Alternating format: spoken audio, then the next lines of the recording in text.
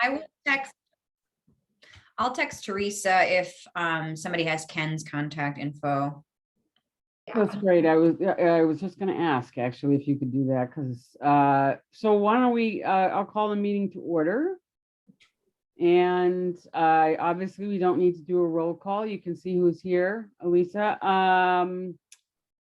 So do I have a motion to approve the minutes from December 9th? I move to approve the minutes. I'll move to approve. Great, thank you. We'll take a second there as a second. Any changes, corrections, additions? None? All those in favor say aye. Hi. Okay, the minutes carry. There are no appearances. Unfinished business, 2022 energy roadmap planning. We could probably, here's Ken. Perfect timing. And we wait for him to, there he is. Hey, Hi, folks. welcome. Thanks. Sorry, I'm running a little late. That's all right. So we just got to the energy roadmap planning in under unfinished business. And I hope that the document that I sent you all was helpful in terms of laying out kind of what's in the mix so far and when. And I obviously in that document posited a few questions, you know, in terms of whether it made sense to advocate to move something up or down or whatever. I think that it certainly seems to me that one of the things that might be helpful in terms of next steps with the roadmap is to try to get a handle if we were even just following as currently budgeted.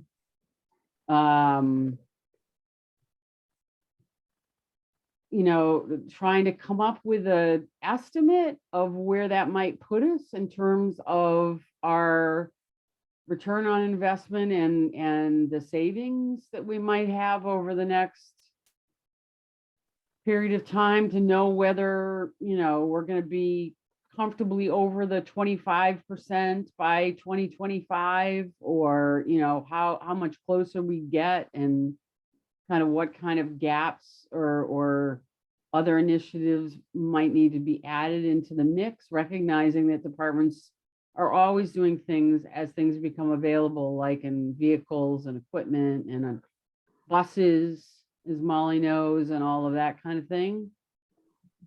I don't know. Does that sound like a next step, Ken? It certainly could be. I don't know enough about where the, you know, baseline is being measured from for the 25 goal to, you know, say how close we'd be to that after those things. But that's something, you know, if the city hasn't looked at already, you know, maybe that's a role for the committee to do. Well, we do have baseline data every year through the Green Tier program. Isn't that right, Elisa? Yeah, we have baseline data going back. Like we have super consistent data starting in 2018, but we definitely have data going back further than that. I think probably back to like 2013, 2014. Right. Yeah, I can look and see. I don't remember off the top of my head what like the baseline year for that 25 by 25 goal was. I think it was 2018, which is probably why the data collection since then has been so robust. Yeah. Okay. Because it was Right, when and I I think was that on the council yet, which was 2018. So Right. And I also think that in the dashboard, if I'm not mistaken, that Brad has always put at least a strong estimate of what percentage we're at now every year at the end of every year from an energy usage standpoint. Right. So that's where because we started the dashboards in 2018. Right. And so that's when like my position started doing the more intense data collection to be able to inform that dashboard. Right. So those are, I mean, Yeah, the way we calculate that, I would say it's pretty accurate. Obviously, there's always a margin for error, but I'd say that those estimates are pretty close. So we're at about, yeah, like 20% right now. Okay. Is there, I don't know, Ken, do you think that there's a different way to tackle this? Or, I mean, I just think it would be really helpful even to let the city council as a whole know, never mind the community, you know, which of course is the whole point behind doing the roadmap, is to be able to say to people, you know, hey, folks, this is what we're doing over the next, you know, even if we just go up to 2025, and this is the commitment we made through the clean energy resolution, as well as the 25 and 25 that we passed before that. You know, it seems to me that if we're going to meet that goal, which I think we're going to meet that goal with the changes in the LEDs and the other things that we'll have done by then, it would be nice, you know, again, it just seems like it would be nice to let people know where we're at. But, and I don't know if there's other, if anybody knows of any other samples from any other communities of a roadmap that they've put together for clean energy. I mean, maybe that's something I could talk to Sherry Gruder about, or My brother is on he works in the Fitchburg Sustainability oh, that's right. Department. That's So right. I can ask him about that as well. Yeah, like, because if there was some sort of format that other people have used, you know, Middleton, I know, has done a lot too. Yeah, I guess Nancy, you know, as the newcomer to this committee, I'm still kind of wrapping my head around, you know, where the city is at and where they want to go. And, you know, maybe it's just me that I had my head in the sand and wasn't aware of a lot of these efforts previously, but I do kind of have the sense that like there could be more public awareness around some of this. When we had our meeting with Brad, I kind of got the impression from Brad that, you know, like he basically feels like the city's got this covered. And that the committee doesn't really need to do much. We just need to be patient and let them implement the projects that are in the queue. So, you know, if that's the case, and it very well may be, you know, there's other stuff that the sustainability committee can work on besides energy consumption in our buildings. There's tons of things we could do related to sustainability and a limited amount of horsepower that we have. So if you know, Brad and the public works folks already have the, you know, the facilities sort of under control, you know, maybe all we really need to do is just make the community aware of it and, you know, make that information more visible on the website or something like that, and turn our attention to other stuff, you know? Right. Yeah, I do think that there's a kind of a perpetual, I mean, Molly would probably concur with this, kind of a perpetual communication issue. You know, because again, we don't have, it's not like we have a communications director on the staff. So everybody kind of has to do it under other duties as assigned.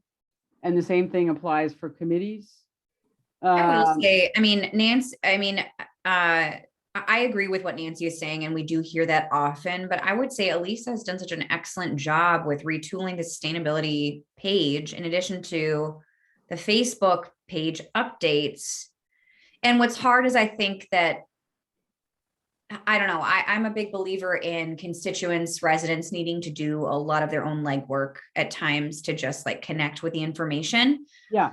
You know, it's not that hard to Google Monona and find mymonona.com and then just search sustainability or, Right. you know, things like that.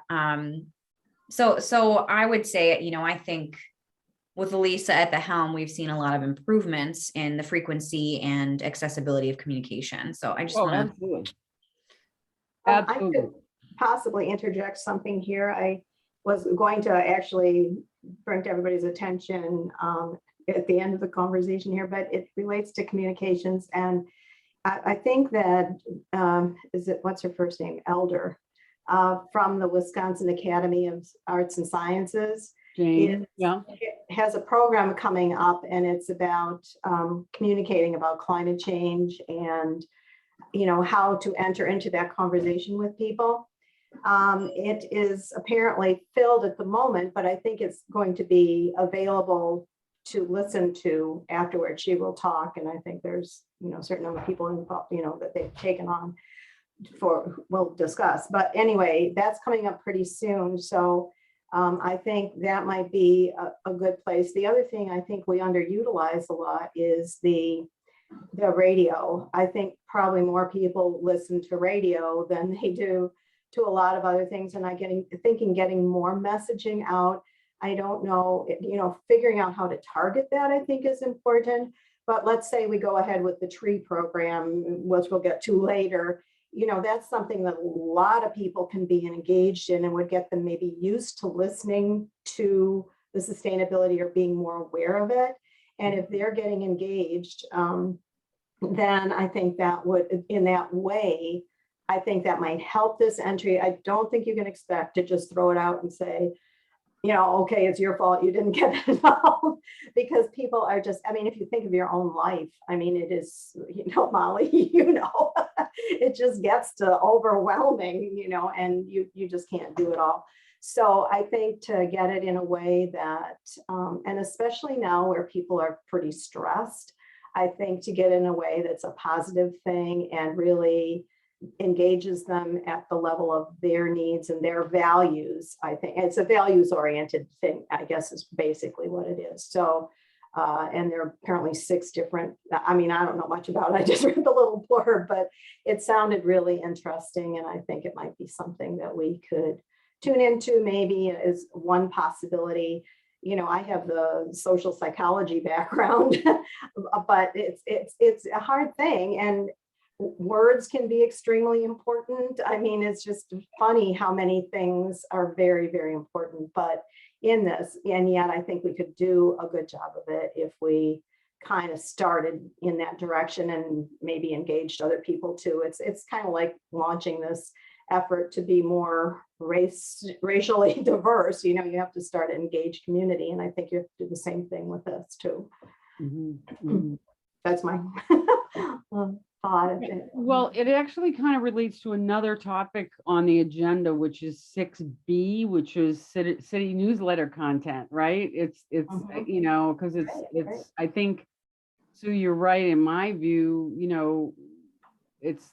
we definitely have much better information than we've had. And I agree, Molly, that, it's up to the citizens to sort of to know where to get information and access it themselves. But I also think that, like any other campaign or educational thing, there has to be multiple touches in multiple different ways and over time, or else it just doesn't register, whether it's sustainability facts or, progress the city's making or whatever. So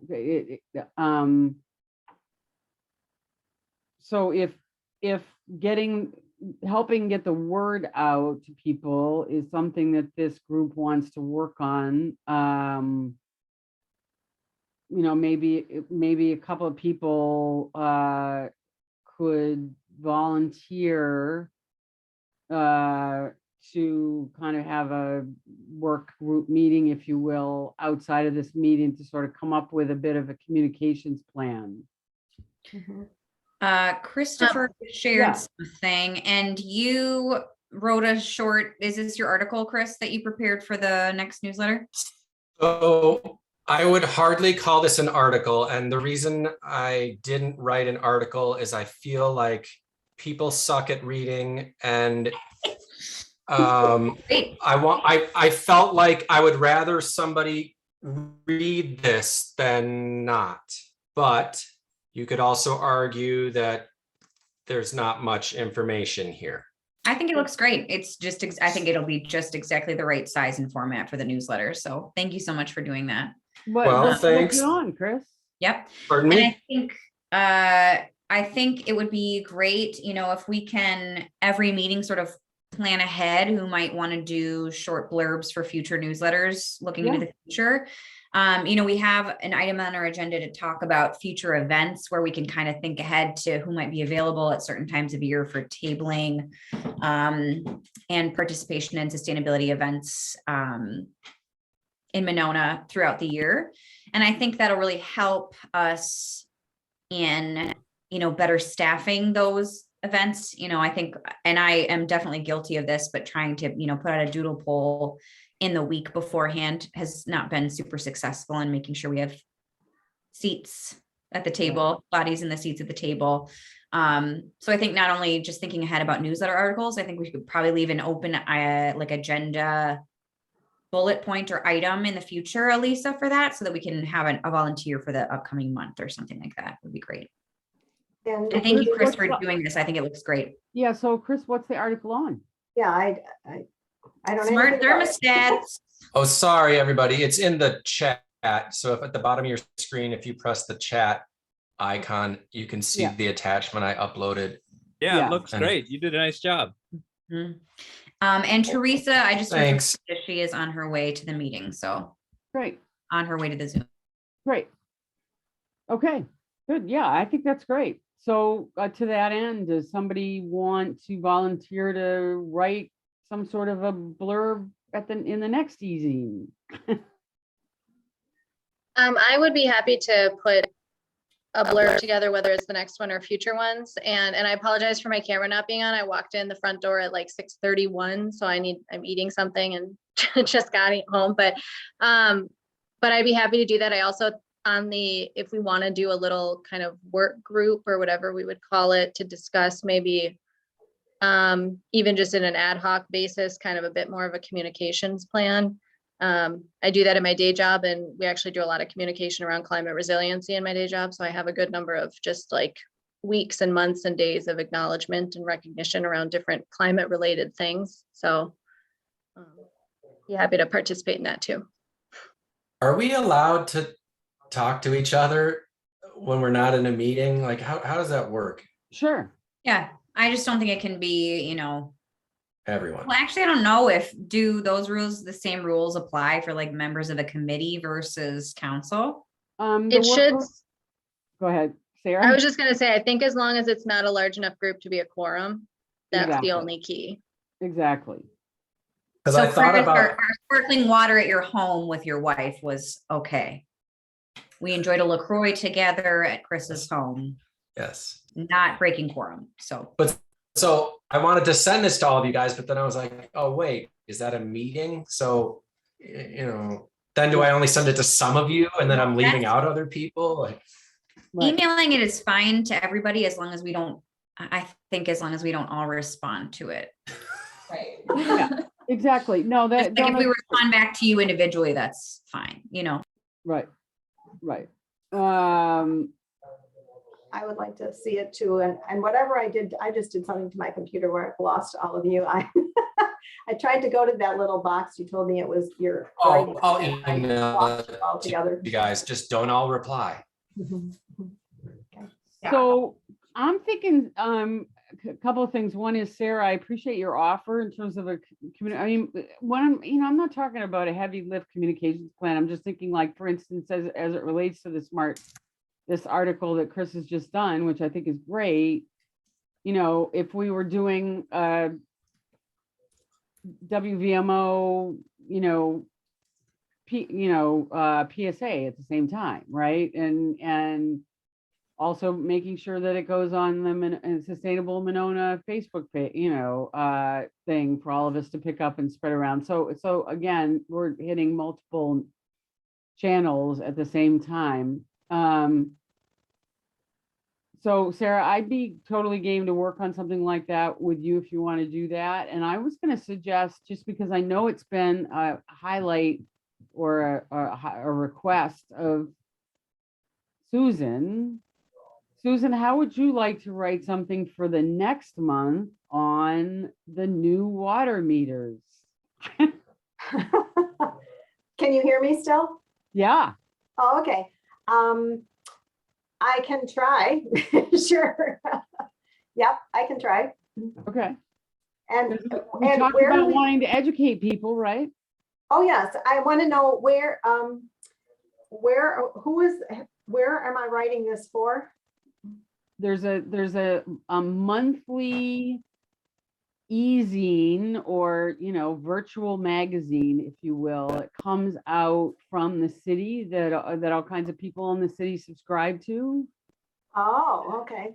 And See, then, I don't even know and then it about would this. also, one would presume, you know, that it would also, again, be on Sustainable Monona, and we could put it on the webpage for Sustainable Monona on the city's website, and we can do a PSA on WVMO.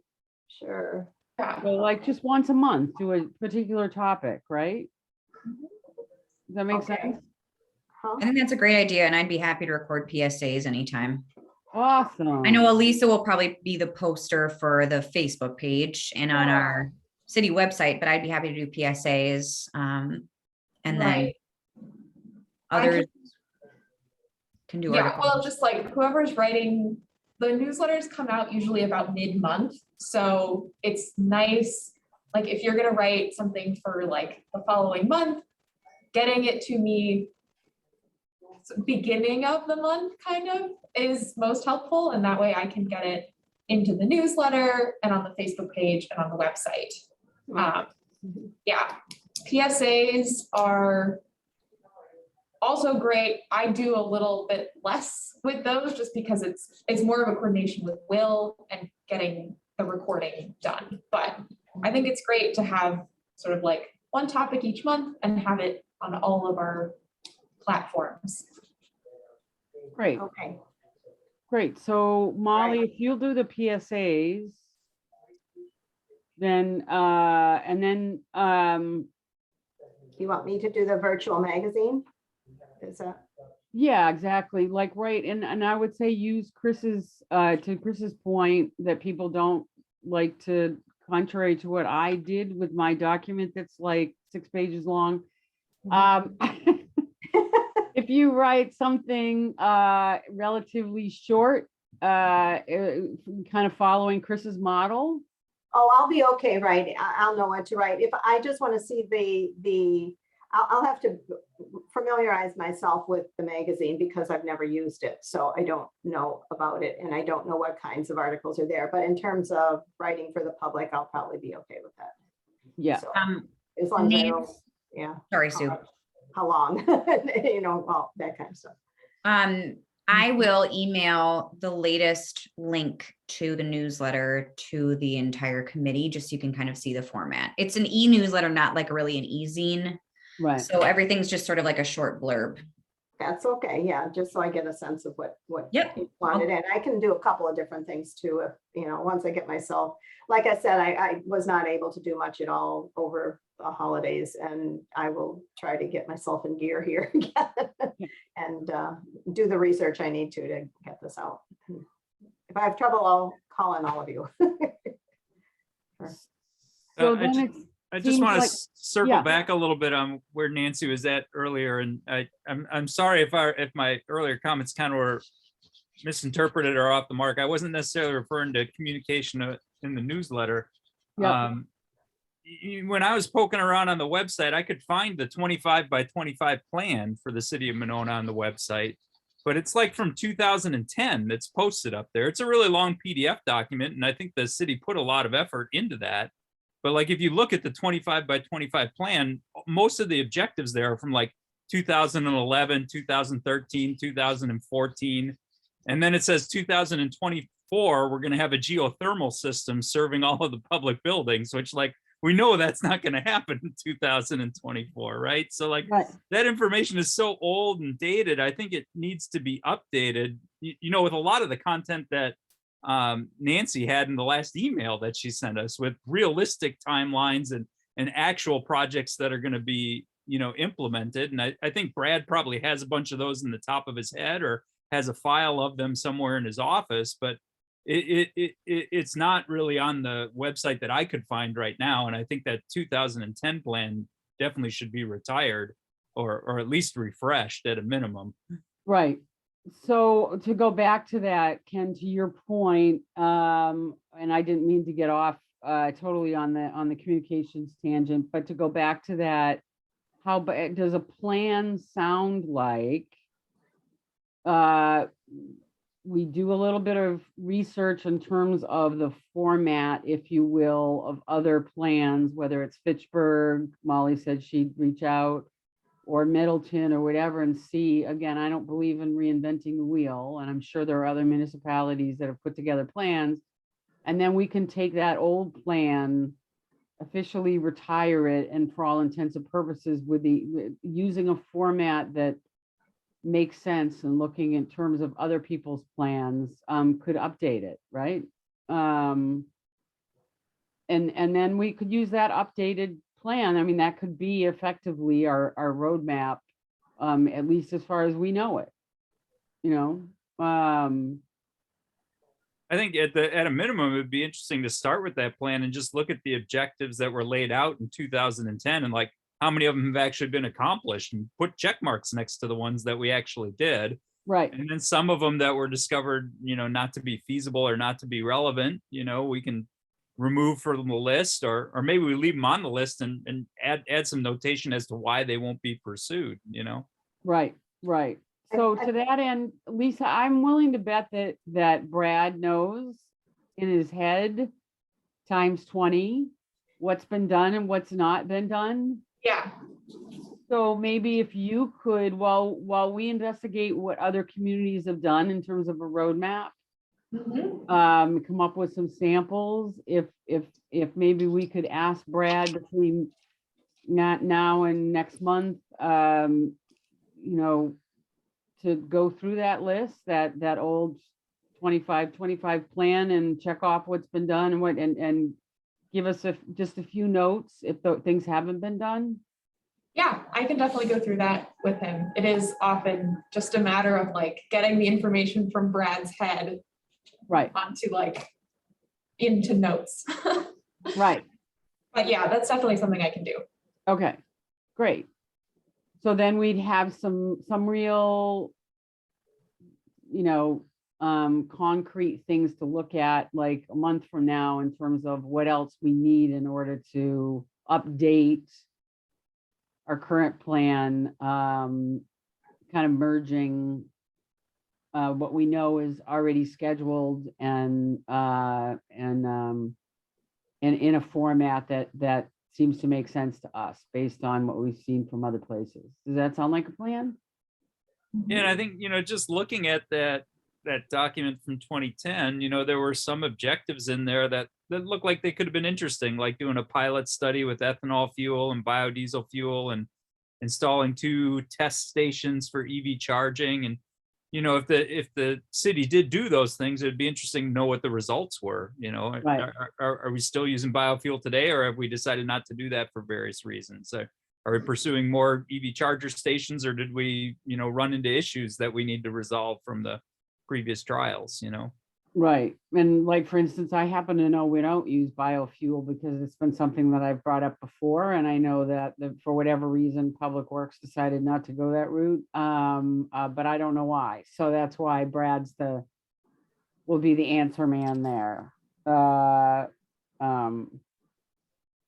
Okay, so it sounds like we have a plan for the roadmap. If we can get a few samples from other municipalities, and we can get a sense of what's been done from the old 25 by 25 plan, and effectively update into a format that makes sense, then we'll be in a position to push it out and let people know, kind of give people including the council, frankly, where we're at with it all. Does that make sense?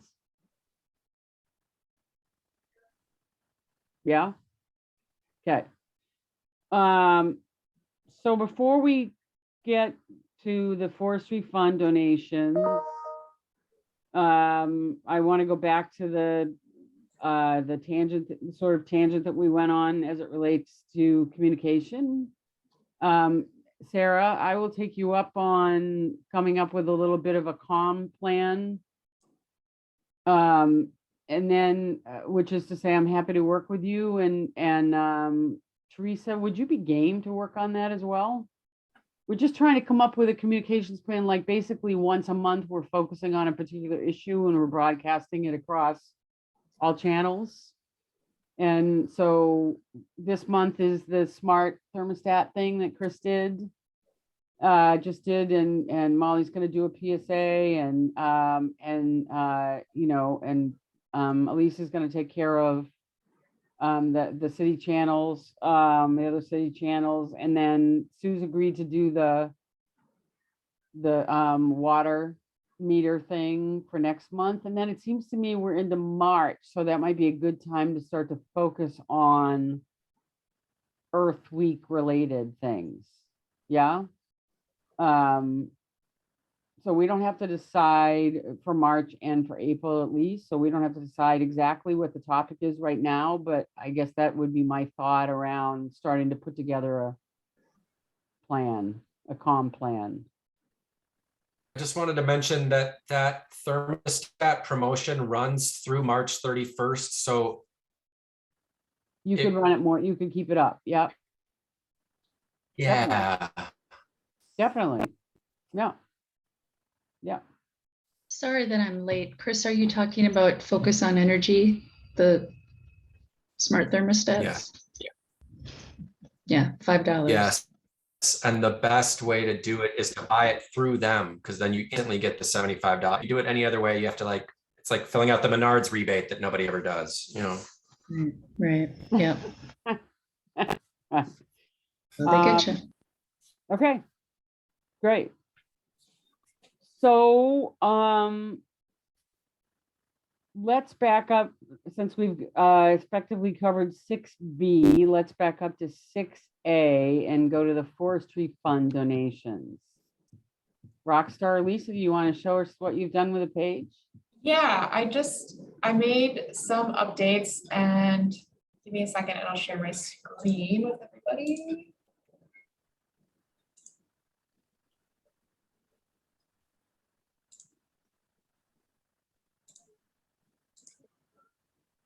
All right, can everybody see that? Wow. Yeah, we can see. Yeah. So most of what I did was just putting this information right up at the top, and I'm going to double check all of this with Brad and Brian before officially publishing it, just to make sure I've got all the donation information right. But just Yeah, that's perfect. yeah, That's a huge improvement. Yep. yeah. So there's still, since we have so much background information, again, this is I don't know how many people will actually scroll down and read through all of this, but you can see we've got a little background on emerald ash borer, which is part of why we need to replace so many trees, and then the canopy inventory that was done, and the DNR forestry grant that we got, which is helping cover the cost of removing a lot of these trees. And then we have a million extra documents. So there's more information here. If people want to read it, they can, but the main piece is just getting all of this here. So this will live, I'll make sure that this page is linked both. There's it's in this community tab, but it will also be on the Sustainable Monona page, and I can put it right up front so that it's easily accessible from there as well. That page is still under construction, right? It's not made public yet? Yeah, this one isn't made public yet. Again, just because I want to double check on the donation stuff with Brad and Brian, but it should be fine. And the other question that I want to ask them, just because you had mentioned it, Ken, is what we do to acknowledge donations that come in, and if we have any process for doing that. I got a little certificate of, recognition or thank you from the mayor in the mail. So that was nice to receive. So it seems like maybe we've got something going, but as someone who deals with all of the incoming donations for my other job, I was like, oh, we should definitely make sure that we're getting people an acknowledgement letter when they do donate.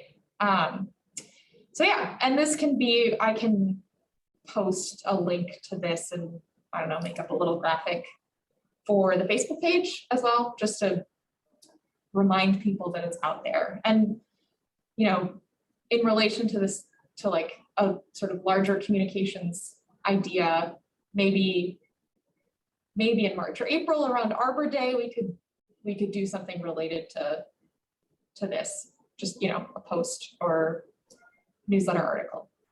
Elisa, can you just publish that? Can you just publish that now and just let it be live for like the duration of this meeting? And then just unpublish it when we close up? Yeah. Just to, so that we can see it. I was trying to copy the URL into my. Oh, yeah.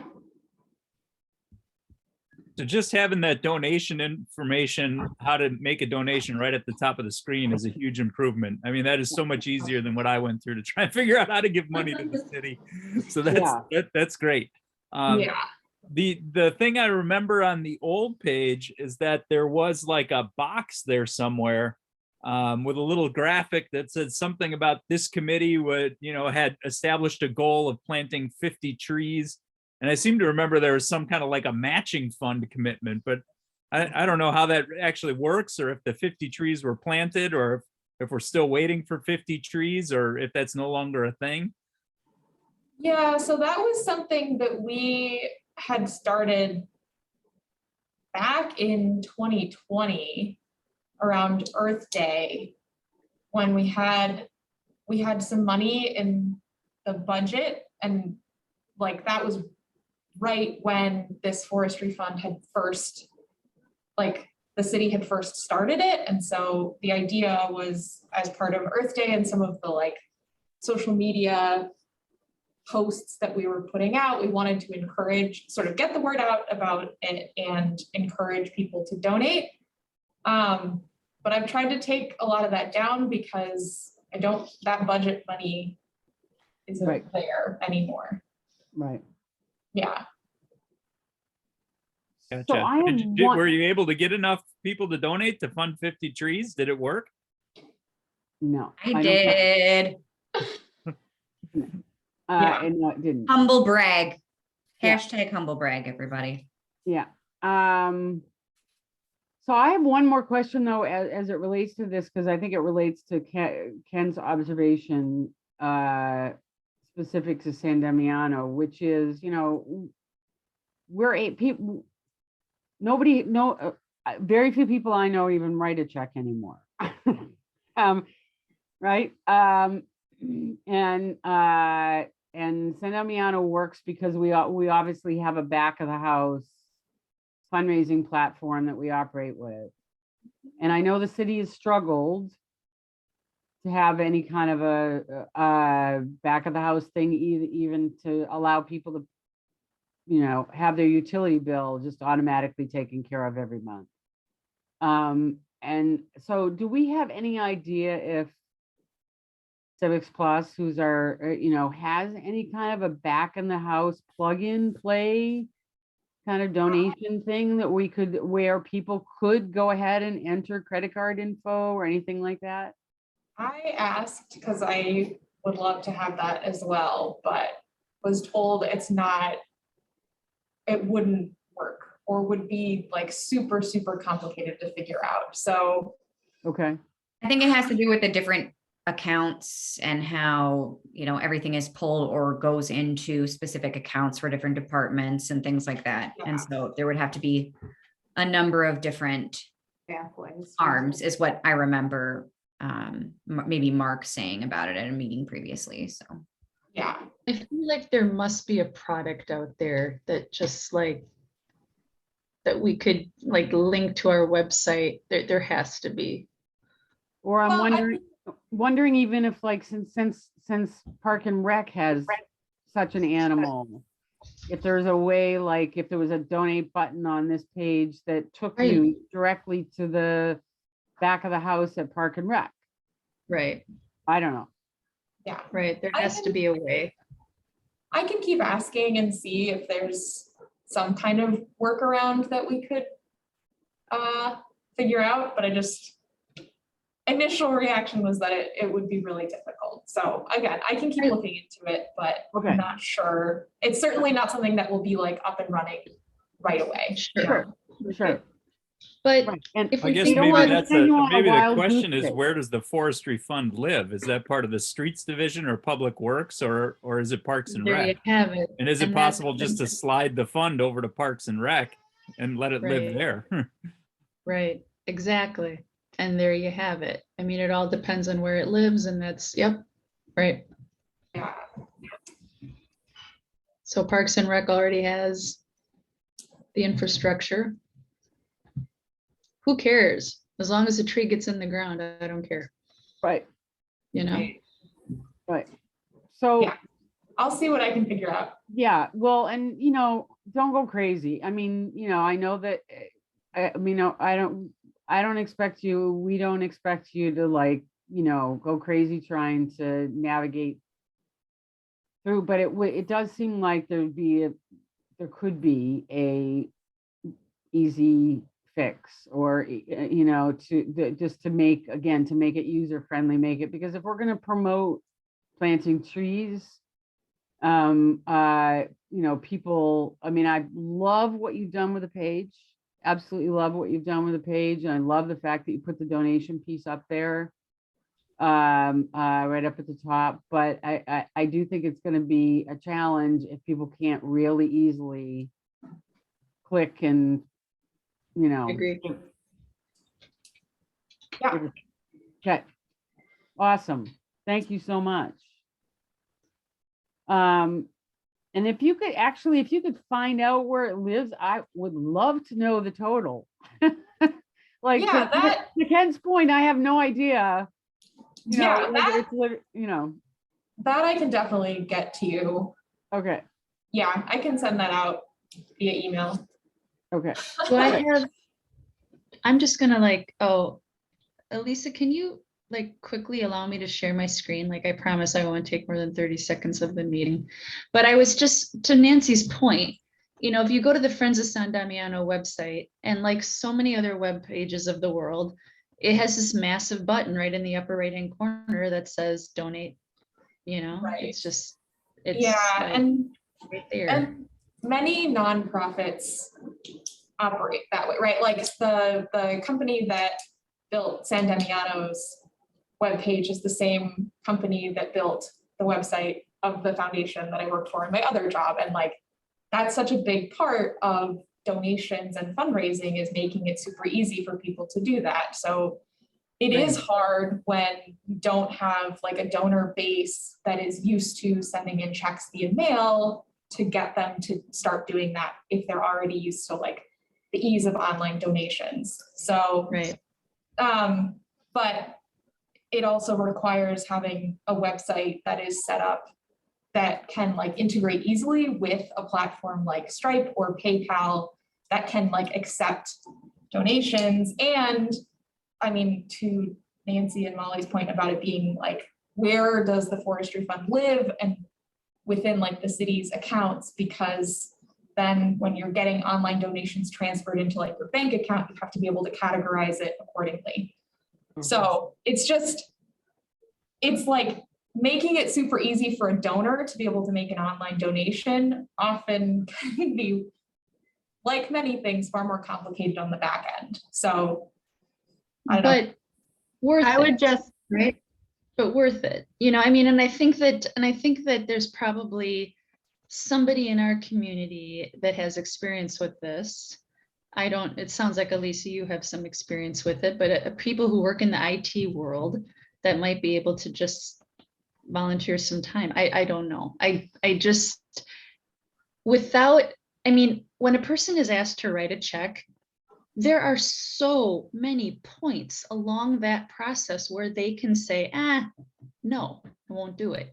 But when you just click a button, and before you even talk yourself out of it, the money's out of your bank account. I mean, we have to think about, it's, the rate of success has got to be 10 times more when it's online, at least. So let's find out the preliminary info about where it lives, and where maybe it could live. I mean, there, again, it's not the website per se. It's the back of the house financial piece that plugs in. And we actually had one on the San Damiano website and we switched it because we needed more flexibility than Friends of San Damiano. But the website was created by Dan. So, Yeah. he's a member of the sustainability committee and, we used Flipcause originally, and now we've switched over Network for Good. We looked at Little Green Light. I mean, they're all very common. I love So- Little Green Light. Yeah. So, so again, but I think, I know that the Parks and Rec Department has their own friends group too, where I think they accept donations. So. That was going to be my other suggestion is maybe, if it's too hard to implement a credit card payment thing through the city, then we just need to have a Friends of the City Forestry Fund page that takes the credit card payments and sticks it in a bank account as a 501c3 organization or something. And then every once in a while, they cut a big check that they give to the city to spend, Right. So we'll start by digging a little bit further in terms of where it lives and how much is in it, and try to go from there. Does that sound like a plan? Mhm. Yeah. Okay, so that takes us to Earth Week.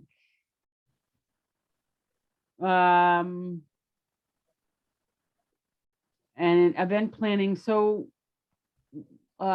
just as a refresher, I personally think that the recycling event we did was one of the big hits, right?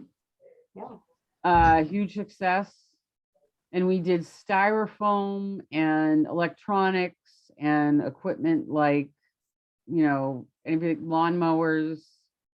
Yep. Tube TVs. Who knew that so many tube TVs still existed in Monona, right? I had no idea. People all have them in their basement because they don't know what to do with them. Oh my Right. God, it was They don't know where crazy. to take them to. Yeah, Right. we got a beautiful day, but Ken, we had over 200 cars. People It's were crazy. loaded down. It was a busy day. VCRs is another one. Everybody's got one sitting in their basement and they don't know what to do with it because they don't want to just put it in their trash can. Yeah. Mhm. So I know like a little bit late to the game last year after we had already contracted with the e-cycling and for the styrofoam, several people had made suggestions for other things that people could drive through with. And I can't remember, but for the life of me, can't remember what those other suggestions were. Does anybody remember? I know someone had asked about paper shredding and if that was something that we were going to offer, which obviously we didn't last year, but something we could consider. Maybe that's the one suggestion that I remember. I don't know if there were others. Did you guys have household chemicals? No. I think That's that another one. Like people- everybody's got like, half gallons of paint sitting in their garage and stuff like that, is from a project 10 years ago that they're never going to use that leftover half gallon, Didn't we look into that though? Yeah. With the Dane County? Into that, and I think we said like people can just drive to Clean Sweep. I was going to say it was Well- a clean sweep potential partnership event that had the chemicals and paints. Yeah. But One Isn't thing there I a think little- would be great would be plastic bag collection at the event. Okay. But people can just take, I agree, it's a thing that should be collected, but isn't everyone already just taking them to the grocery store? I'm not And sure save how long it? I'm not sure how long that program is going to last. I thought that there was discussion about Pick and Save no longer having that service available. Oh, really? We talked about it at a previous council meeting. I believe Alder Goforth brought it up, so I could check in with her about it, but I don't know. I just don't know how long that program will continue. And it's impossible for us to implement plastic bag taxes in Monona because of state level regulations. So I just know that I think that is something often that people have a lot of, that they've saved up for a long time, that if there isn't a drop off site available. So, but I'll ask Christy about it. We could all just drive over to the city of Madison and put our bags in the waste management bins instead of the whatever our recycle hauler is. Anyway, that's not what I'm advocating for, by the way. I'm joking. What about batteries? Sorry, not a joke, but just a train of thought. Go to Resource Batteries Plus. solutions. You can go to Batteries Plus, exactly. And I mean, I just, believe Resource Solutions, who are the ones that we contracted with for the e-cycling stuff, They were took them. taking batteries that They day. were taking were. batteries, They yeah. were. and they were taking light bulbs and they were taking Yeah. all sorts of Remember that. things. Yeah. Quite a bit. They don't cover household hazardous waste like paint and Right. stuff like that. Right. And if I remember correctly from last year, like way in the past, Clean Sweep used to come out and do events, kind of like what we did last year, but they weren't doing it anymore. So I can see if that was like just a pandemic thing and maybe they've started doing outreach events again or not. You know, with Clean Sweep, if it's a matter of just not having the people power, we could always, let them know that we would supply the volunteers. If it's, maybe all they need is one person from their staff, if supported by enough of our volunteers, who knows? But that certainly would be wonderful. Or if they would take I don't know, like a truck full of, not unlike the recycling or the styrofoam guys do, if they would accept whatever we collected, then heck, we could Mhm. always rent a U-Haul and have people bring their Mhm. materials, what- and then we would drive it all over, after we were Yeah. done. It's like, I understand that these other places exist for drop off for these things, but I do think the convenience of a one-stop shop really would be pretty remarkable, even if it involves us as volunteers, then later taking them somewhere else. But I just think the more that we can offer to collect all at once, I think that would make a really big difference in how likely people are to then get rid of those items. Yeah. Because I mean, we have our plastic bag, in our house, but it's really, it's months and months before we ever, finally drag ourselves to do it.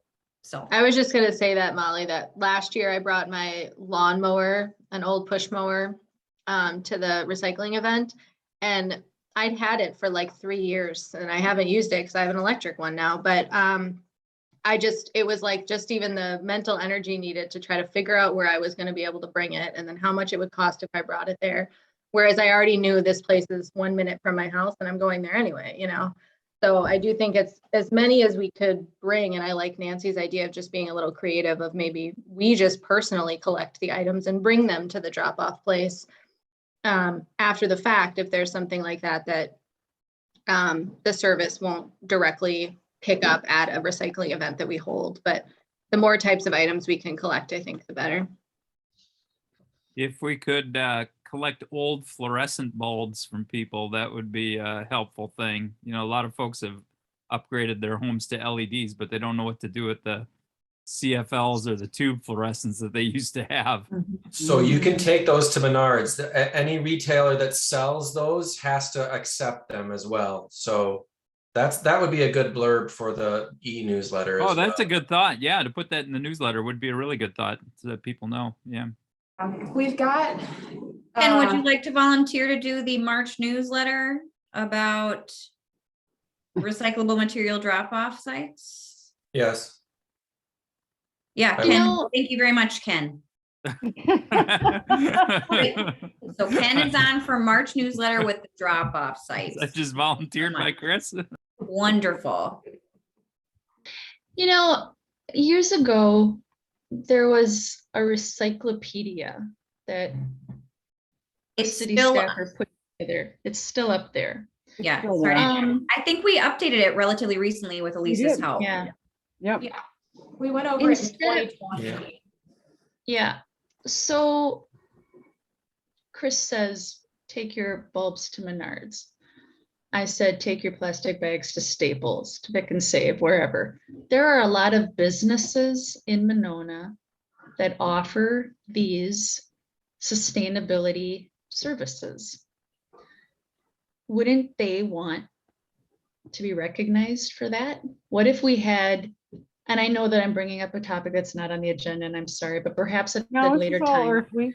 we fine. could talk about a space on the website, a page link to the sustainability information that's already out there, where businesses in Monona can be listed as drop-off sites. They get their logo, they get great publicity for doing the right thing. And people have a one-stop place. They say, oh, take your bulbs here, take your bags here, take your lawn, whatever. Batteries. And they get recognized as a And they Monona get recognized. sustainability champion or Exactly. something. I think that's a Exactly. wonderful idea, yeah. Exactly. I wonder if that. we couldn't even include a map or something with that, where little flags are different colors, or something, I here's think the we plastic actually bag have that colors map and up, here's- don't we?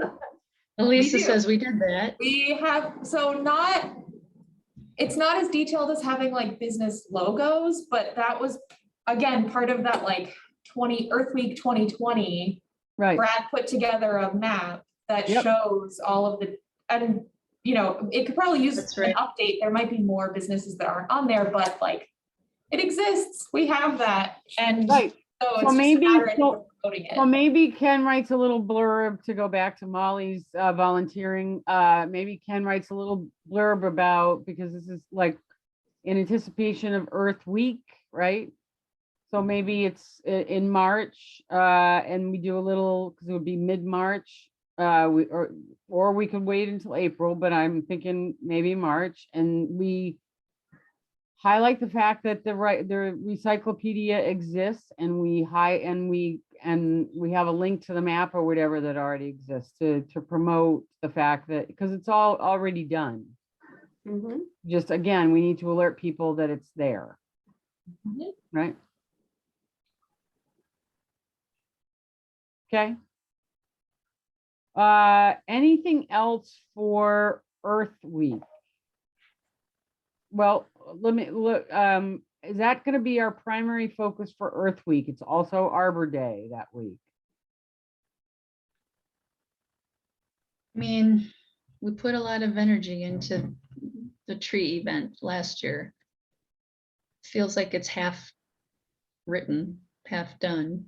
Right, but it's not because we can't get our tree people on board. So as I indicated in my epistle to all of you, I think what probably makes sense on the tree front is to go to our tree people. And instead of us coming to them with an idea, like we know how they operate, because we don't, and they do have their own process, and we have to respect that because they do a hell of a job.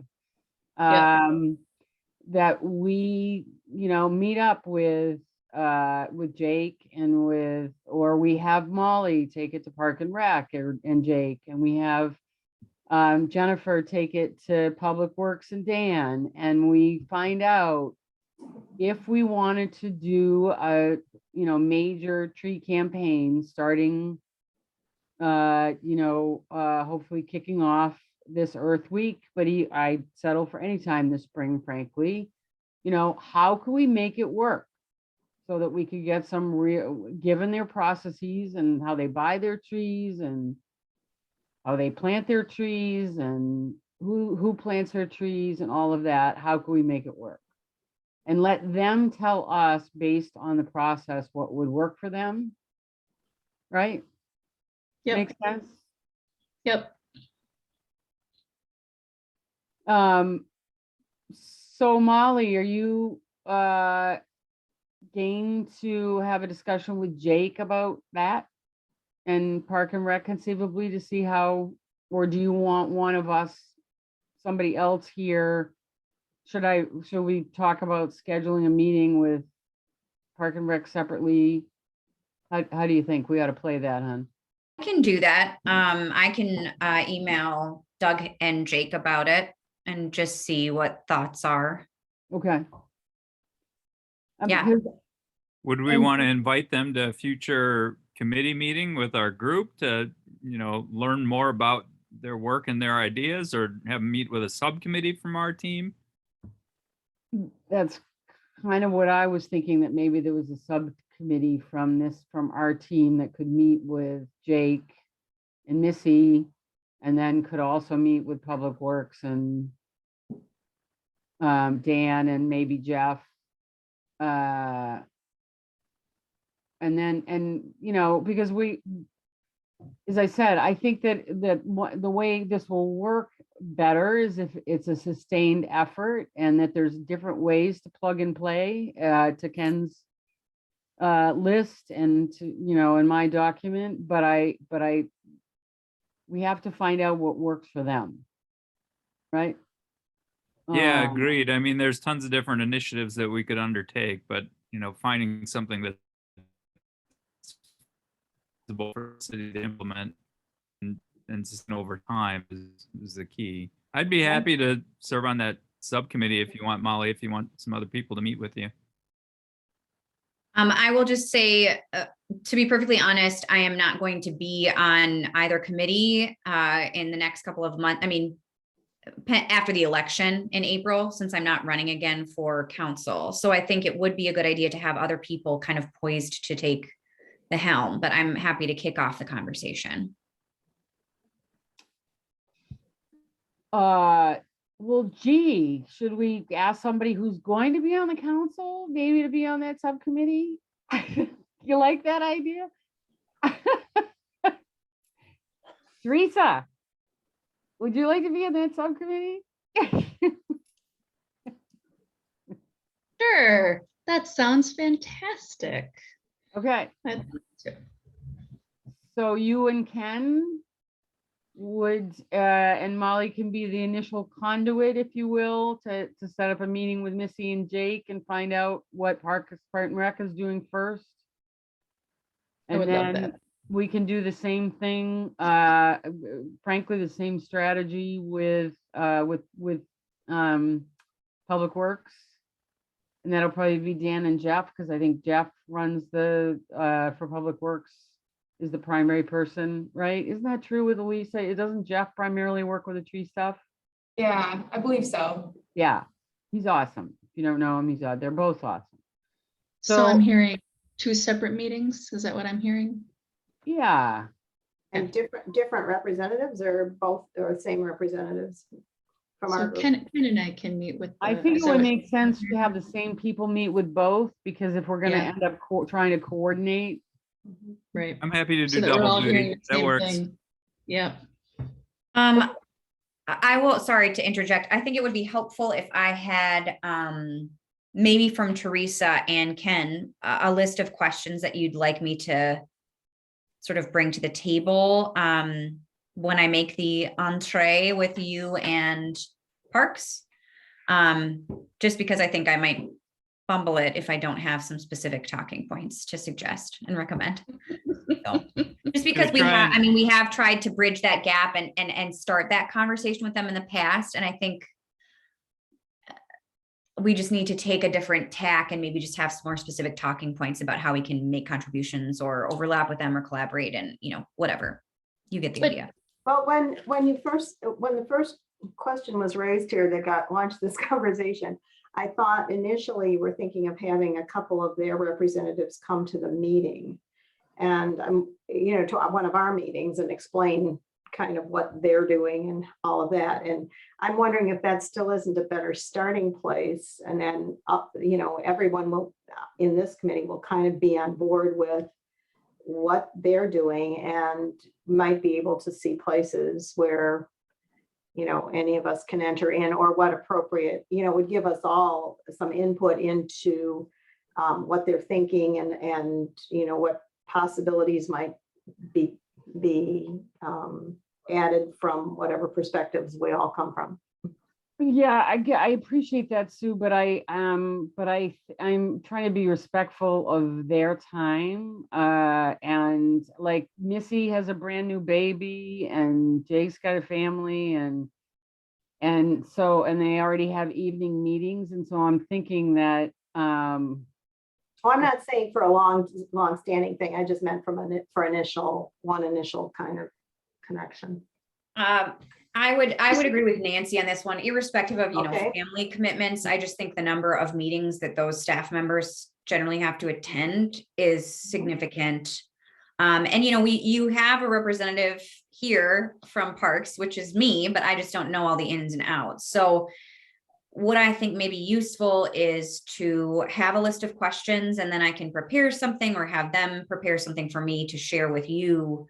Or, do the plan that we recommended, which was to maybe have a meeting with just a couple of representatives from here that will go to the schedule of, we'll accommodate their time and schedule, and maybe be, afternoon or something that won't overlap with other evening meetings. I just think that would be a better approach.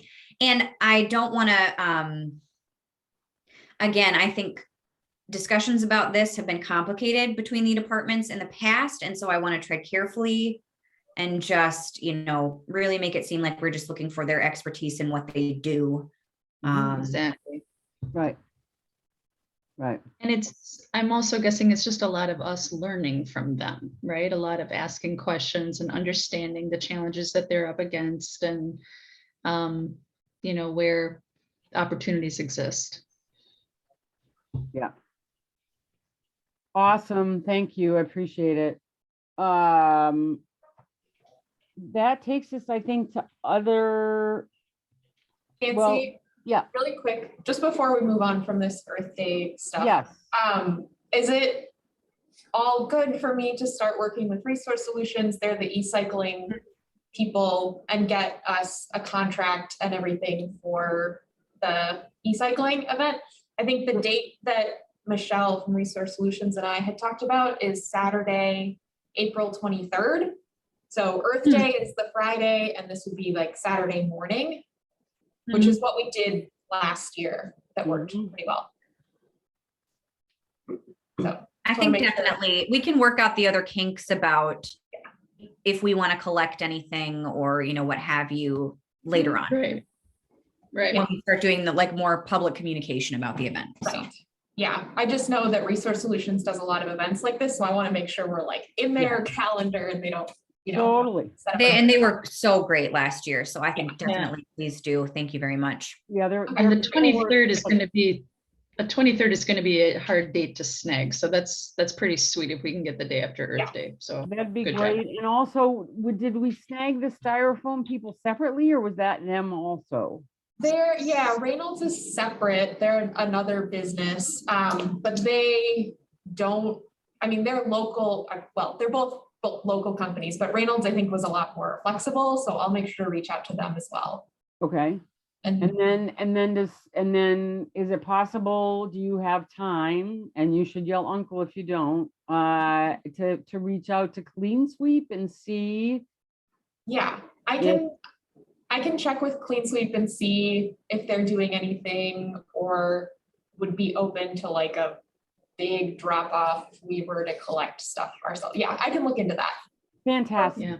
Yeah. Fantastic. Thank you so much. Okay.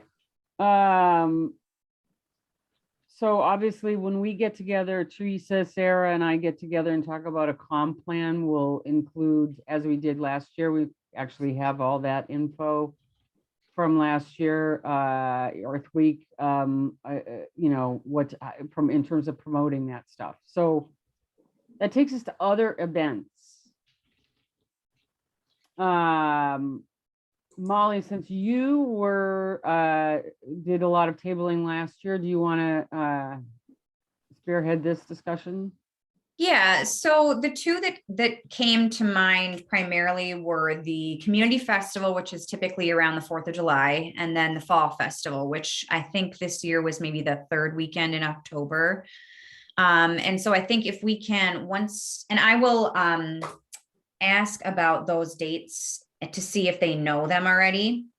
I know the organizer or the director of the community festival, and then the fall festival is typically done through parks. So I will ask if we have any idea at this point what those dates potentially would be. Sorry, I'm just making notes to myself as I talk. The other thing that I think would be useful is, the summer concert series that the senior center does. Oftentimes the senior center has a little table there, and it's primarily geared toward fundraising for the senior center. However, I mean, there are food carts. Sometimes there are, retail carts like Grasshopper Goods that come and sell things. And so I think if we wanted to do an occasional table at one or two of those typically 4 concerts, that might be another opportunity just to be visible and to be out there and to maybe have, we have the swag sometimes with shirts and bike bells and things like that would be useful to get out. But I think the 2 biggies that we would want to plan ahead for certain are the community festival and the fall festival. So I'll get those dates, but I think if we are able to plan ahead and have more people available on hand to do some tabling at those events, that would be great. And again, as I already said, a lot of it is my bad and just being late with signups this past year. So. And if we were able to get a tree thing together, certainly one option at those events would be that we could be promoting the trees, right? The donations or Yes. plant a tree or whatever. But beyond that, when we did tabling, since I wasn't able to participate, what was the goal of having the table? What did we share with residents? So Elisa did an excellent job of having, previous dashboards, yearly accomplishment dashboards. We had information about the sustainability champions and sort of, we talked maybe about having like a laptop with the interactive feature that people could check out or some sort of, way to access those stories and just see it in a more interactive format.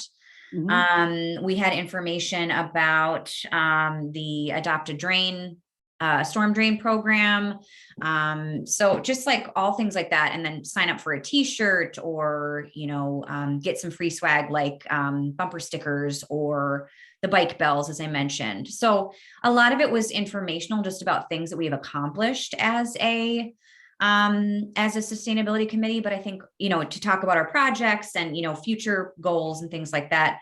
But I also think it could, double as sort of a miniature energy showcase, depending on what we want to put together. So, resources about push mowers and, the Tesla, ride share opportunity that exists in Madison and just stuff like that. I think we could really make it as big or as sort of streamlined or, specific to our committee as we would like it to be.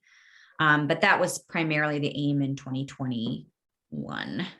And you felt like the people were receptive, like people were talking at the table, or was No, it I mean, not a ton of people came, but I think part of it was, again, sort of later planning, placement of the tent. I think if we can sort of integrate ourselves more fully and efficiently into the events, like for example, when it was the community festival, that, the tent was kind of by the community center and everything else is in this big enclosed space in Winnequa or in Winnequa Park.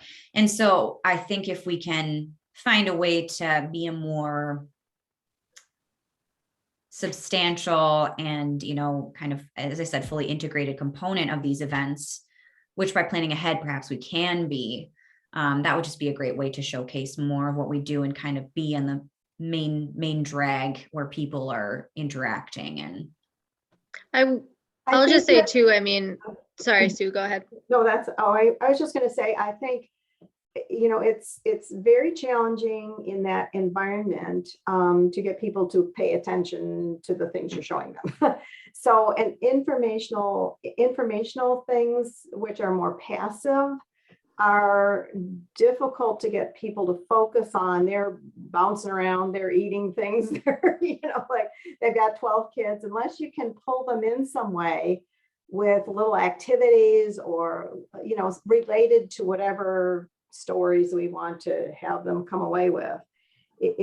I think it would be helpful to kind of think about that aspect of it, because it's a free-floating crowd, and unless you can really get their curiosity, in a few seconds, as they pass by the table, and get them doing something almost, I guess, or throw out questions or, to the crowd, I don't know what, but it seems like you really have to use a lot of more theater than we use or have typically used to get them to kind of Mhm. be engaged in the process. Sarah, what were you gonna say? Well, I was just gonna say one piece on, I will say on the 4th of July, it was like 100 degrees. So I think that was another piece, is the place where it wasn't just that the booth was Okay. far away from other booths. The booth was also in direct sunlight, and I mean, Oh, it that's wasn't, horrible. Yeah. that was a rough day to sit at the booth, and I'm sure it was a rough day for people who were trying to, they just wanted to get on to their next thing and not linger in the And heat. drink a lot of cold beer because it was Yeah, hot. or that they had places to go with refreshments. Yeah. Mhm. But then I think too, like when Sue and I did the national night out, then we had a little bit more of visitors stop by because we were right in the middle of it. But we also were like 2 booths down from where the Paw Patrol people were dancing with the kids, so it was like Right. I think to Sue's point, and I've thought about this since that national night out one, if we could maybe change up like a guest or somebody who could come to each one of those, that's maybe a little more specific to the content of the event. So National Night Out being more geared toward kids, is there like somebody with UW Extension who can do some sort of like educational demonstration that's, for a grade level or something that's more, and then for the community festival, something that's specific to the season, that's like a sustainability demonstration we can do particular to the needs of that. I think that might be more helpful to try to engage the particular audience who might be coming to these events, because now that I've done a few of them at different times of the year and in different conditions, I think that's what I've noticed for the booths that are more successful, is that it's something that's relevant to the audience and timely for the season. Right. Yeah, that's. So I could see, well, and I guess like, just to go to your point, Sarah, like something like wouldn't be a perfect timing. Well, it might be okay with National Night Out. If you had some, Bill Nye the Science Guy, a local equivalent, doing like making phosphorus tea. While we're talking about the storm drain, for little kids. Absolutely, that's Right? exactly the idea. Right, Yeah. right. So the kids could see what happens when you break down the leaves and what the water looks like, and and then And right. which Paw Patrol character is the water rescue person? Is that Zuma? They'll have to wear a costume of some Oh, kind. But Yeah, I'll work but no, on that. Nancy, That's right up my alley, so Yeah. I can work on that. There you yeah. go. Well, I What mean, the I was Paw even gonna Patrol say, is. as not a child, but childish sometimes, like I would totally stop at a booth to see a phosphorus tea demo. I mean, science is cool at any age. So I think that's also Right. just maybe if we Yeah. have something more interactive than Mhm. what we'd had before, but rather than putting more work on the members of the committee, if there's like, we can farm it out a little bit and say, is there somebody from the Nelson Institute or somebody from UW Extension or somebody who's like, they have some sort of standbys because they do these types of demonstrations for classes or whatever it might be, that maybe we could get someone to agree to sit with us for a few hours and do it at a booth with us. So, Right. Well, And I know when we did the Energy Expo a few years ago with National Night Out, MG&E, among other things, was more than happy to come. So maybe, and I think Focus on Energy did too. So Local bikes, that's fun. Bike riding stuff is always fun, or e-cycle demos or whatever. E-cycle. right. Cycle. So I guess the question becomes, I mean, I think the National Night Out makes sense because it's a family thing. I guess I'm still kind of stuck on the community festival and whether we think that actually, to Molly's point, would it make more sense either to be doing the senior concerts, like she said, or even like the farmer's market once a month? I don't think we can do the farmer's market. It's hard to table there. Yeah. It has to specifically relate to like food specific. I had a big talk about it with Claudia or whomever the woman is who organizes. And I think it's just, they're very stringent about who participates in tabling there because They don't want to open it up to any group. And so it has to be specific to like food processing and distribution and nutrition and things like that. I mean, it You all must has. They- crash the mayor's tent, huh? Well, so I was gonna say, the mayor and I do office hours at the Yeah. farmer's market once a month. Yeah, So last year I brought the seed cards that we have on with the solar information to the tabling every month when we went out and did our, had our office hours. And so I think, I guess if I'm reelected and I'm still doing office hours as a county supervisor in the summer, I would be happy to just kind of continue to do it that way, that whatever this committee might be working on at the time, I can bring information and have that out on the table, rather than trying to get the farmer's market to allow, another booth or something, just okay, to continue that avenue. okay. I just have a general question. When we're talking about, tabling and having a presence in the community, is there a particular, like, the whole Simon Sinek, like start with why, like, why are we doing it? Right. That's why. I'm just wondering, like, why are we doing it? And I just want to make sure we know why we're doing it, because it's a lot of energy. It's a lot of work. Sometimes people don't walk over and talk to you. Like Susan was saying, it needs a little more theatrics. Maybe it might be hot. I'm not trying to throw cold water. I know it sounds like, I'm sure it feels like I am. I don't mean to be that person, but I just want to make sure that maybe there's a different way that we can accomplish the same goal. I don't know.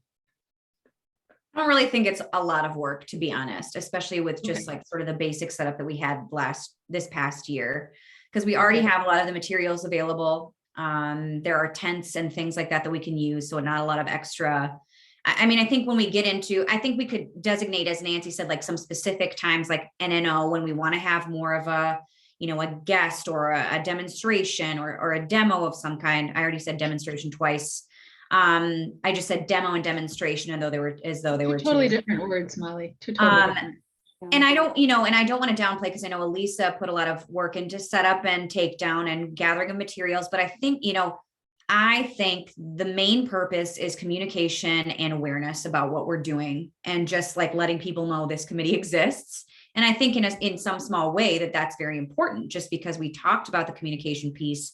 And especially if we have these new things to share, like tree donation or, just signing up for, updates or alerts or whatever. Those are small steps that we can accomplish I think with relatively a small amount of effort, as long as we have volunteers to sit and be present.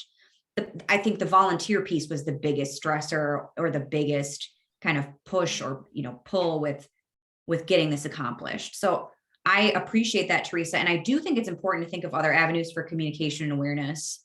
But I do think just being present at some of these events is very important as far as having visibility and putting a face to the committee or faces to the committee.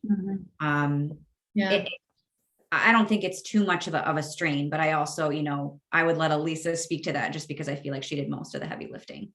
Yeah, no, I think Molly's right that like we have the tent, the table is usually like set up already. And yeah, a lot of the materials that we used at previous events were things that we already had. The dashboards, the adopt a storm drain signs, stickers, bike bells, like there's just a box sitting in Brad's office, like full of all this stuff that we have. And if we're going to be doing more of this, like we have a million stickers, but we're out of bike bells at this point. So, it is nice to have some things to be able to give people, right? That's something that brings people to a table.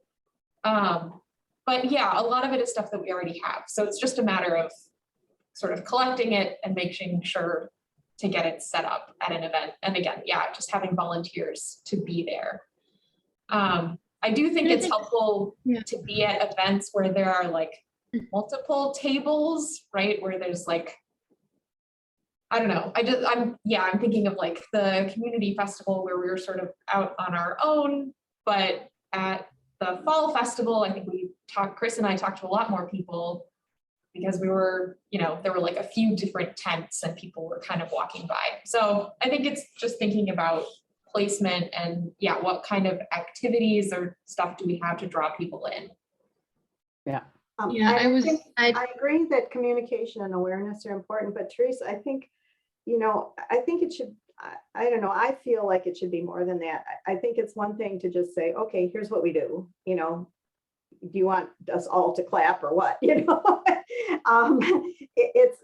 I think this is such a huge thing that we're working with and that we want out of our community. And yes, we want them to know kind of what are the important things. I mean, I think our task is partly to highlight what's important, and we do that in certainly by the types of activities we do in the government. But these things like the tree plantings can be brought into the community and encouraged in people's own yards, and it just makes it so much better if we engage them in that process also, to know that what's so important, we think it's worth getting you engaged in too. And here's some fun stuff you can do in your, yard and or whatever else it is. I think it's more than, for me, I want it to be more than that. I think that's where it's harder though. I would just say, I think that is a harder ask for us to go to, I think to be present, because we can present those things at the table or at the tent when we're presenting. But I think it is a bigger ask to say volunteers go into the community and do this thing versus we have. Oh, no, these I don't mean events. I don't mean going into the community. I mean. You said to go into people's yards. You said it, Sue. No, but that was, We want trees. I get what planted in Sue's saying. people's yards. I don't want. I get what, trees yeah. in People's yards. Yeah. I think- Susan, Right, yeah. Go ahead. Who was answering me something? Teresa was saying. Yeah, I was said, just going to yeah, say, but- I think that what Sue's referring to and what Teresa is too, and Teresa, I share that, and I said the same thing to Lisa and Molly in an email earlier, like what's the goal of the events? So I think we do need to think about, what's the why? I do, and I think what Sue's speaking to is the whole issue of, is there going to be like a call to action? Like, can we sign people up for drains right there? Or can we hand out trees right there? Or Right. sign people up to plant a tree right there? Right. Or something, as opposed to just awareness. Make them care about it. Yeah. right. Yeah. Like, what's the lead? Like, is it a tree planting event where you can also learn about the sustainability committee? Is it a recycling event where you can also learn about the sustainability? Which comes first, the event or talking about the sustainability committee? And I would like the action to come first. And then while you're there, oh, who brought you this recycling event? The sustainability committee. Let me give you a little bitty handout, or take a picture of this, QR code and go to the website or something. Yeah, we've been working on this too, and look here how we can help you. Yeah, exactly. Right, exactly. We have to speak by our actions. Okay, so why don't we find out, Molly, you're going to find out the dates of the senior concerts, is that right? And I already have those, but I will ask okay. about fall and community festival. And National Night Out is almost always the second Tuesday in August. So. Okay. So if we find out the dates, then let's, between now and next month, think a little bit more about how we could make those tabling events more actionable. Like, what can we do with seniors, for instance? Okay, if we were making phosphorus tea with the kids at National Night Out, what can we do with, it's obviously not just a seniors event, it's sponsored by the seniors, but it's definitely families too, and people of all ages from Monona that go to those concerts.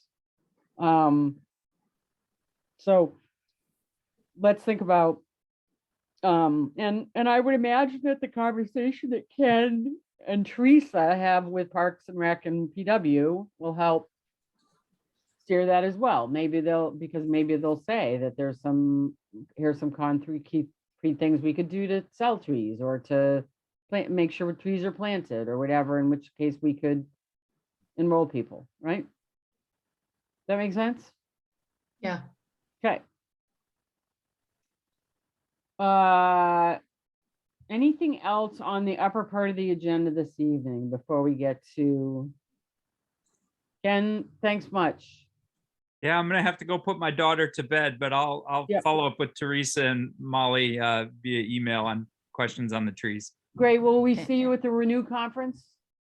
That's gonna be sort of a week of the event decision for me. Okay. The college has a exhibit booth scheduled, and I had been planning to be there, but it's all gonna depend on how healthy folks are and how healthy my family is between now and then. Aw. So, Right. I'm sorry to hear that, Ken. Yeah. Aw. So hopefully I'll see you there. Okay. All right. Yeah. All right. Thank you. Bye. Yeah, it occurred to me that they may not even be doing it live. Are they, have you talked to Heather at all, Teresa? I have not. That's been on my to-do list because I am a presenter.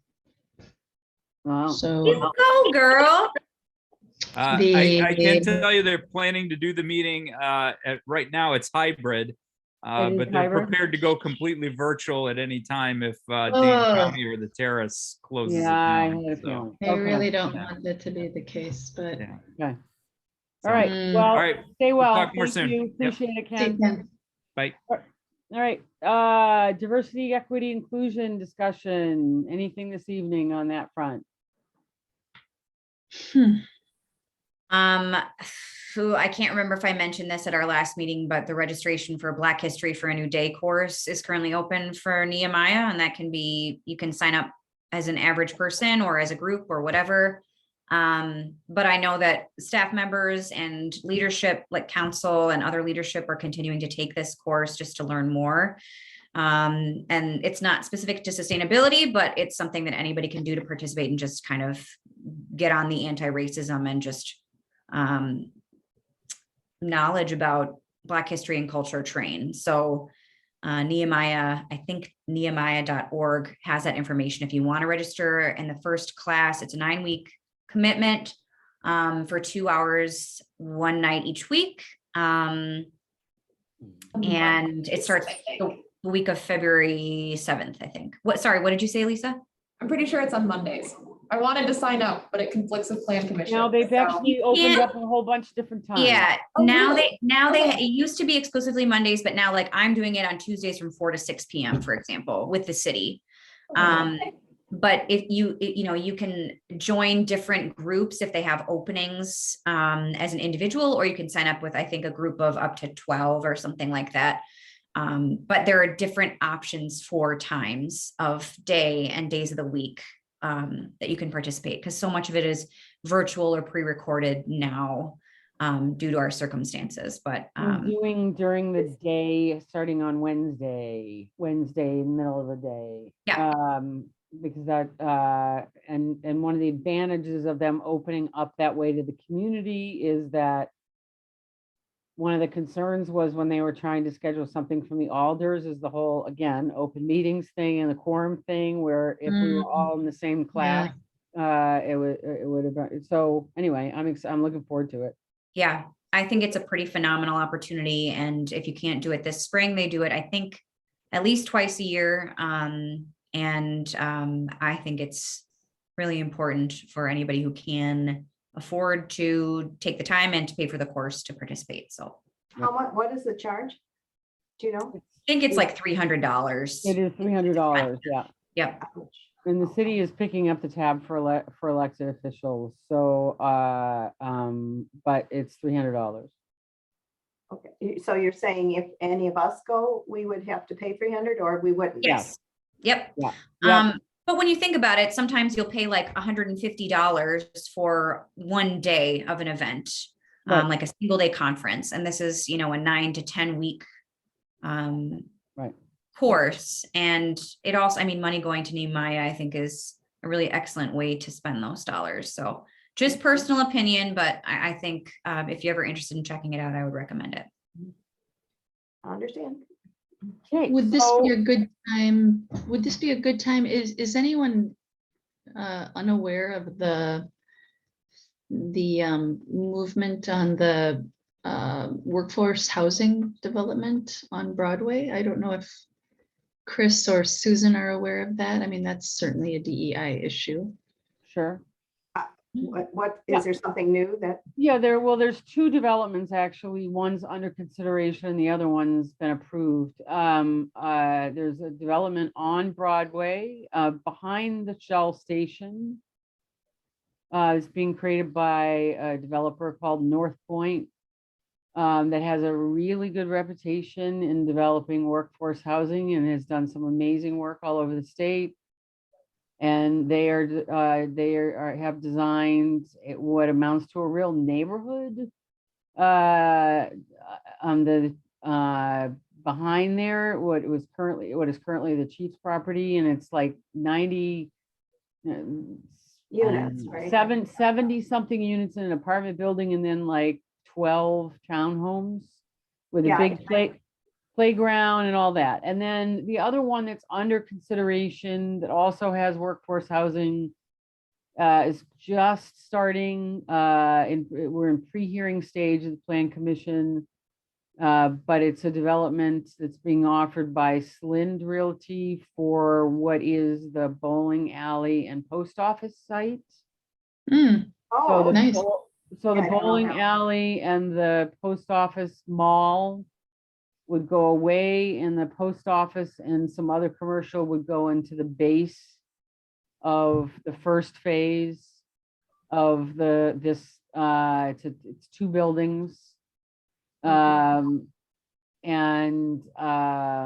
like I said, they've just gone through a first pre-hearing. We're quite a ways away from that one. But that first phase, 50% would be workforce housing. okay. And that's a lot of units altogether. It's close to 200 units. So, both represent a significant departure, and not to be, not on the DEI front, but certainly on the sustainability front. The Neutral Project has proposed a development for the corner of Monona Drive and Dean, where the BMO drive-through is right now. And the Neutral Project's first primary commitment actually is around sustainability, and they're building timber frame instead of steel frame buildings, neat. and it would have solar and potentially a green roof and a lot of other highly sustainable features. So again, that one's still in the kind of pre-hearing phase. It's gone through a lot of iterations, but that's also looking promising. And would be a real step forward in terms of sustainability. And then we had just approved last week, Dave Jones, who is Monona's, believe it or not, second largest employer next to WPS is Dave Jones. Never knew it. Yeah. But they just got approval of a redo of a building that's across the street from them, because they're expanding their campus, because they're so into training for the trades. And so they already have solar on top of their one building, and they're going to be putting solar on the second building. So that's back, obviously, on the industrial park. So that's on the Plan Commission front. There's good stuff going on in terms of people's attention to sustainability. It's fantastic. Yeah. Sounds wonderful. Yeah. So, but the affordable housing obviously is particularly important. It's been an issue for us for a long time, and hopefully it's just a start. Mhm. Any other important updates from committee members, questions from committee members? Anything? Nothing? No question, but just to share something. So I mentioned briefly that I'll be speaking at the Renew conference, but I won't be alone. I'll be together with others from the school district's sustainability committee, and we are presenting on how we pulled off this solar array on the roof of the high school, and with the idea that everyone in the audience lives in a school district, everyone in the audience knows school board members, and the presentation is how to move this forward in your own district, how to speak to your school board, how to speak to your decision makers, how to present the case, the lessons learned. we want to do it for our district, but of course, we don't want to stop there. We want everybody to get on board. So, Great. and I really hope it's not virtual. That's awesome. Teresa. Thanks for doing that. Fantastic, yeah. In person. I would just say, we talked a little bit tonight about having a space on the agenda next time for maybe like month by month, who will do what as far as PSA and the newsletter article. And I think that would be great to have that in the next agenda, just so we can look ahead and then, put people's names in there, and just so that we're, making sure we have that accountability piece and just as a reference. So that would be great. Perfect. Just, Perfect. Would love to see that. Thank Yeah, you. and then I would actually also add, Lisa, for next month, since people already have assignments, quite a few assignments. Just circling back to my epistle that I wrote to everybody, I think it would behoove us and to do research to see what other monies are out there beyond the OEI grants, because there is money out there. There is other money out there, whether it's from, Ken mentioned in our meeting, you may recall, he mentioned in our meeting that there are municipalities that have tapped into the Department of Energy money specifically. And I think I would like to think at the, between federal departments and private foundations. And hopefully, we may learn some more about that at the Renew conference as well. It's certainly something that I'm going to be keeping an eye out, because that often is sometimes surfaces at that conference. And I think that, we have projects and we have some opportunities for some other projects, and we need to keep peeling the onion in terms of funding sources that are out there, because we're never going to have enough tax dollars to do as fast as we want to do it. Mhm. Definitely. So let's, so we'll start, we can, we can talk about that next month in terms of kind of diving into that research, Okay. so that we're prepped so that when grants do become available, we have some options. Okay. Anything else? Molly, are we going to wait for Molly, we're going to wait for you to make the first move on those meetings with PNR and PW?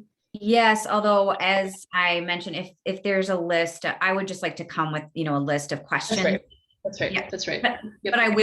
but I will happily make that connection.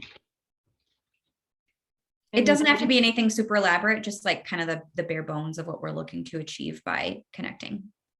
Mhm. And thank you, Ken, for doing that. I know he's not here anymore, but.